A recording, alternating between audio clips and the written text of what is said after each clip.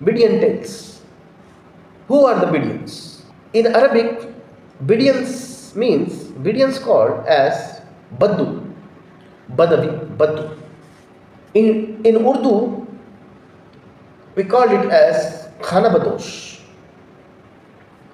The Bedouins are nomadic Arab tribes who have lived in the deserts of Middle East and Northern Africa for thousands of years. They primarily inhabited regions such as the Arabian Peninsula, the Levant, Syria, Jordan, and Palestine, North Africa, and Mesopotamia. Their oral traditions, known as Bedouin tales, are a vital part of their cultural heritage, passed down through poetry, storytelling, and songs. Bedouin tales means the stories that convey the culture, heritage, and traditions of the Bedouin people.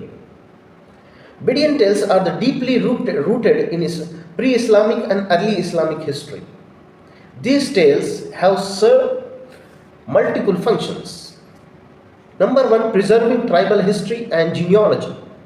Number two, conveying moral lessons and values. And number three, entertaining audiences with myths and legends. Bedouin oral traditions and its documentation. Originally, Bedouin tales were passed down orally from one generation to another. However, with the spread of Islamic scholarship and Arabic literature, many of these stories were later recorded by historians and poets. When Islam emerged, it did not reject Bedouin traditions entirely, but rather refined and redirected them towards a monotheistic worldview.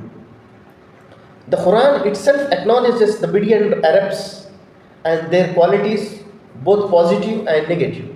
Surah Tawbah, chapter number 9, verse number 97 says like this: the Bedouin Arabs are the worst in disbelief and hypocrisy, and more likely to be ignorant of the limits revealed by Allah.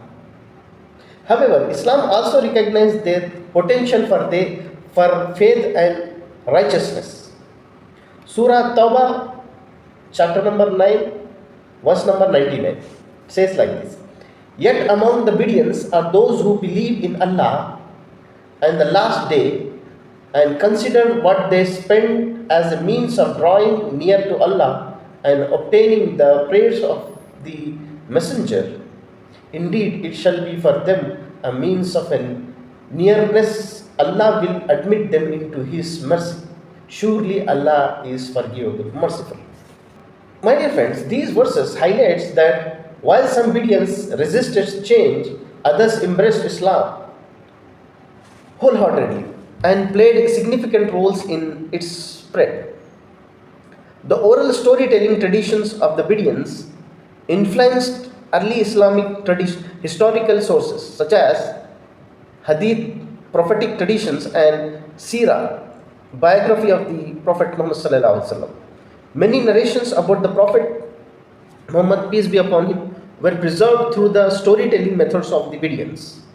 Sahih al-Bukhari, hadith number 220, one famous hadith reflects the simplicity and direct nature of Bedouins. A Bedouin once entered the mosque of the Prophet and began to urinate. The companions rushed to stop him, but the Prophet peace be upon him, gently instructed them to let him finish and then taught him proper etiquettes.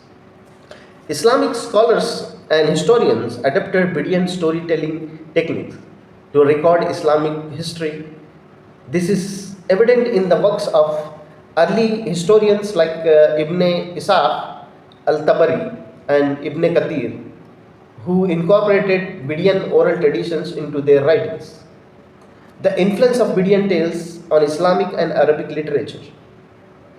Many Bedouin tales have influenced Arabic and Islamic literature. Some examples include Ibn Ishaq Siratul Rasul, The life of the Prophet Muhammad sallallahu alaihi wasallam, Messenger of Allah, contains many Bedouin style narratives about the Prophet's battles, encounters with the Quraysh, and interactions with nomadic tribes. His method relied on storytelling techniques used by the Bedouins to keep the audience engaged. Arabian Nights and Islamic literature. Although 1001 Arabian Nights stories such as Sindbad, Aladdin, etc., are the post Islamic literary collection, it draws heavily from Bedouin folklores. Many stories reflect Islamic morals and justice, reinforcing how Bedouin storytelling continued to shape Islamic culture.